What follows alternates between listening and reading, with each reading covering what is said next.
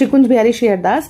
एकादशी व्रत में संकल्प का विशेष महत्व है। संकल्प लेकर ही हमें व्रत शुरू करना चाहिए। तो संकल्प कैसे लेना है? सबसे पहले अपना नाम बोलिएगा, अपने पति का नाम बोलिएगा, जो अनमैरिड है वो पिता का नाम बोलेंगे और जो पुरुष है वो भी पिता का नाम बोलेंगे। फिर गोत्र बोलिएगा, सभी महिलाएं अपने पति का गोत्र बोलेंगी और पुरुष अपने पिता का गोत्र बोलेंगे और अनमैरिड भी अपने पिता का गोत्र बोलेंगे। दिनांक बोलिएगा और क्षेत्र बोलिएगा, स्थान बोलिएगा। भारतवर्षे जम्बूक द्वीपे आज जिस एकादशी का व्रत धर रहे हैं उस एकादशी का नाम बोलिएगा। मैं व्रत का संकल्प लेती हूँ। हे श्री हरिनारायण, इस व्रत को संपूर्ण करने में मेरी सहायता कीजिएगा। इस व्रत में मेरे द्वारा किसी के भी प्रति मन, वाणी, वचन और कर्म से किसी का अहित ना हो। मुझे आप शक्ति प्रदान कीजिएगा, सामर्थ्य प्रदान कीजिएगा, भक्ति प्रदान कीजिएगा, ताकि मैं विधि विधान पूर्वक यह व्रत संपूर्ण कर पाऊं।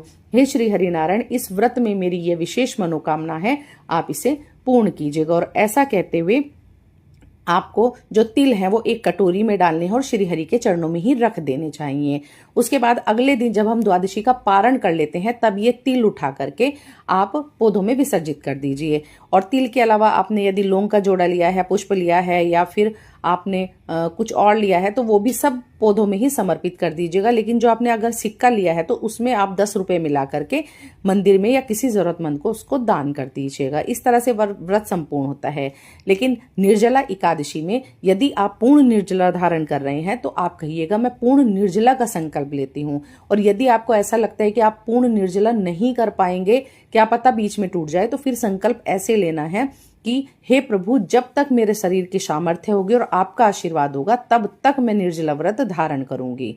उसके बाद नहीं हो पाएगा